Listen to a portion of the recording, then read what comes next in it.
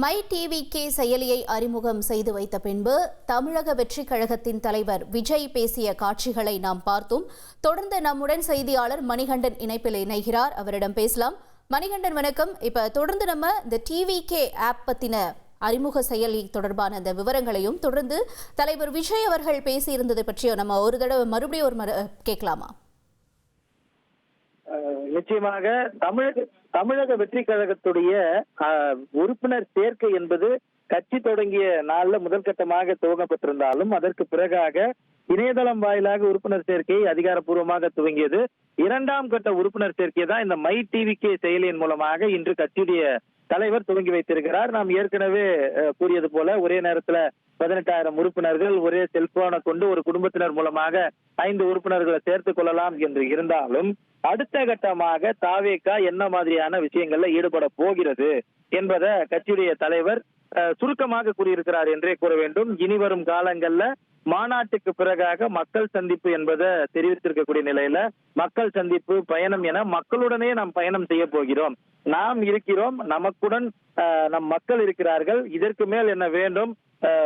நிச்சயமாக உழையுங்கள், வெற்றி நிச்சயம் என்பதை அவர் தெரிவித்திருக்கிறார். அதற்கு முன்பாக 1967, 77 தேர்தல்களை குறிப்பிட்டு அதே போல ஒரு முக்கியமான தேர்தலை 2026 தமிழ்நாடு சந்திக்க இருக்கிறது என்பதையும் அவரது பேச்சின் துவக்கத்திலேயே தெரிவித்திருக்கிறார். அது மட்டுமல்லாமல் ஒரு செயலி அறிமுகம் செய்திருக்கிறார்கள். கட்சி தலைவர் என்ற அடிப்படையில நிர்வாகிகளுக்கு அறிவுறுத்தல்களை வழங்க வேண்டும். அந்த அடிப்படையில பேரறிஞர் அண்ணா சொன்னதை போலவே மக்களுடன் செல்ல வேண்டும், மக்களிடமிருந்து கற்றுக்கொள்ள வேண்டும், மக்களுடன் வாழ வேண்டும் என்பதையே தானும் மீண்டும் ஒரு முறை சொல்ல விரும்புவதாகவும் அதை செய்தாலே போதும் தேவையான நிகழ்வு என்பது தேவையான நோக்கம் என்பது நிறைவேறும் என்பதை குறிக்கும் வகையில் தெரிவித்திருக்கிறார்.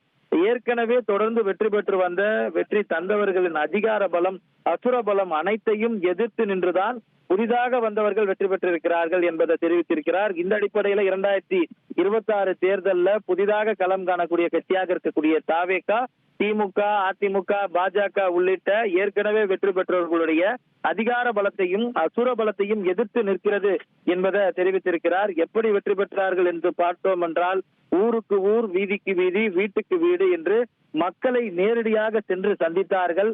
அந்த அடிப்படையில தான் இந்த செயலி என்பது துவக்கப்பட்டு பூத் லெவல் உறுப்பினர்களுக்கான பணி என்பது கொடுக்கப்பட்டிருக்கிறது. அந்த அடிப்படையில பேரறிஞர் அண்ணா சொன்னதை போல நேரடியாக மக்களிடம் செல்லுங்கள், மக்களிடமிருந்து அவர்களுடைய அனைத்து பிரச்சனைகளையும் கேட்டறிந்து கற்றுக்கொள்ளுங்கள், மக்களுடனே வாழ்ந்து அவர்களுக்கான பிரச்சனைகளை தீர்த்து வையுங்கள்.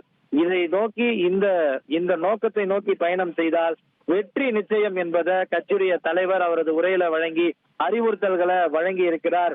இதன் மூலமாக இன்றைய தினத்திலிருந்து உறுப்பினர்களுக்கான பணிகள் துவங்குகிறது.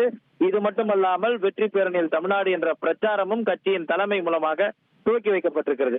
உங்கள் தந்திவன் தொலைக்காட்சியில் யார் சனிக்கிழமை தோறும் இரவு 8 மணிக்கு காண தவறாதீர்கள்.